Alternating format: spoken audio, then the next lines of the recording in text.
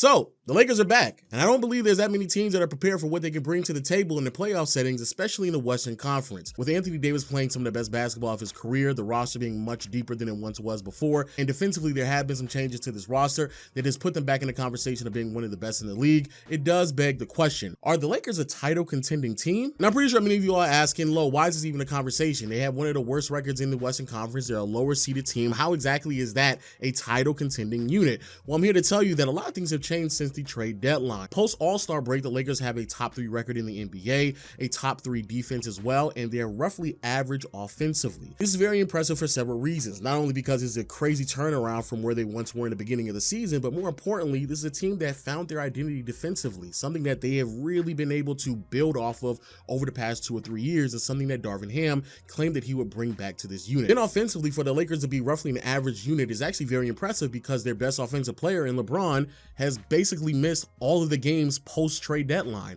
He's only played roughly around 5 to 6 games, so for the fact that the Lakers have still been roughly average can tell you that their ceiling is much higher than that. And actually, as I say that out loud, this is probably the first time in LeBron's career where he's been able to miss games and his team did not just fall apart.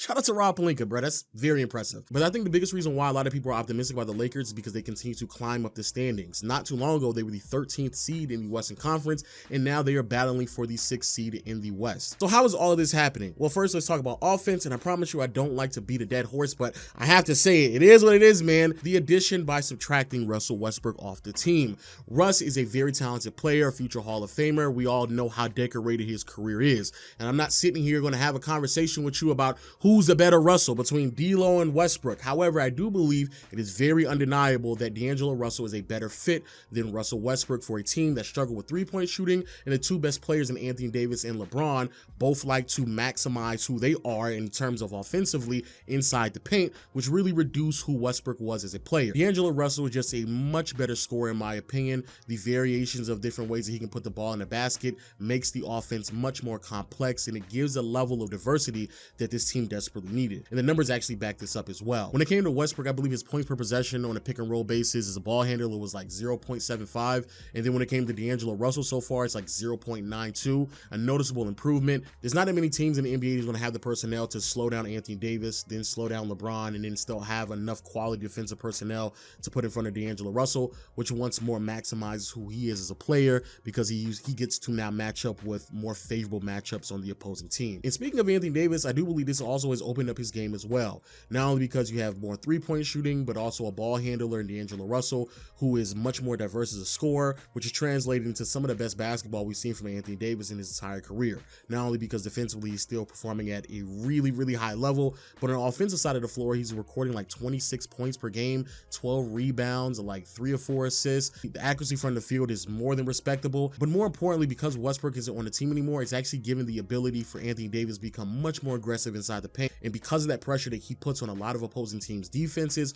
with his presence inside, it has translated to him getting to the free throw line nearly 10 times a game post-trade deadline. However, let's talk about the elephant in the room, and that is Austin Reeves. For those who don't know, Reeves is no longer a meme. He's an actual legit NBA player, and he's playing like one of the best rotation pieces in the NBA. If you haven't noticed, the numbers across the board post-deadline have been sensational. Points, rebounds, and assists are all up. The efficiency and accuracy is all up as well. And in particular, the trips to the free throw line, they're also up as well, which is very impressive and something that I don't think anybody expected. But then it begs the question, is this real or is this like a Jeremy Lin, Yogi Ferrell type of run? I'm going to keep it a bean with you, dog. It's somewhere in the middle. I'm a Laker fan, and even I'm not this delusional to believe that Austin Reeves is going to continue to perform like this. The reason why I say this is because of this. Just check these numbers out real quick. It's the All-Star break, right? Austin Reeves is shooting 47% from 3 above the break, 54% on his mid-range jumpers, and 80% in the restricted area. There's Giannis level finishing, Kevin Durant level mid-range shooting, and like Steph Curry level of three-point shooting above the break. It's ridiculous. So no, he ain't that. There's no way that he's that, because if he's that, Oh my goodness, that's crazy. However, I don't think that it's a fluky run, because when you watch him play, and if you've really been watching him really all over the past like year and a half now, you've slowly seen the progression in his game. And I do believe with the absence of LeBron, it's just opened up the opportunity for him to fully show what he can do when the ball is in his hands. Which then brings other concerns that other people have, like, oh, well, LeBron is back. Well, what's going to happen to Austin Reeves? First and foremost, that is a dumb question, because it's LeBron James. But also, I don't really think there's going to be a problem, because Austin Reeves is impactful not only on the ball, but also off ball. However, it's very clear when he is on ball, he does have the ability to maneuver around pick and rolls, facilitate, get some playmaking going on, but more importantly, draw fouls that really gets this team some quality points that they may need when they're going through some slumps.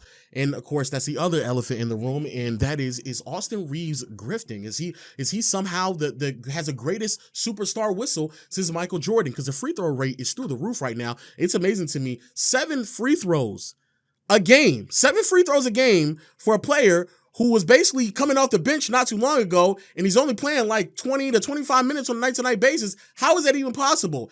And a part of it, I ain't gonna hold you, some of these fouls are superstar calls that even superstars don't get. So I'm gonna be honest with you, sometimes it look like white privilege. I'm gonna keep it a bean with you. But also, to be fair to Austin Reeves, he has been working on this aspect of his game. He's talked about this openly, how he studied James Harden, Trae Young, the way that they operate in pick and roll situations. And when you watch him play, you can very clearly see that he's cool, calm, collective, and he does have some type of plan when he's operating the pick and roll. But what I really believe is happening is that most teams are just not prepared for Austin Reeves to be this aggressive when he has a ball in his hands. There's not enough scouting out there that has been done on Austin Reeves yet. So I think a lot of teams are just being overly aggressive, believing that they can cut him back off, get in his airspace, be a little bit more aggressive and physical with him, and that he's not going to be able to turn that into quick trips to the free throw line. And with all of that being said, offensively, I think it's the biggest reason why, once more, when I talk about LeBron coming back and being completely acclimated with his new teammates, that this team's offense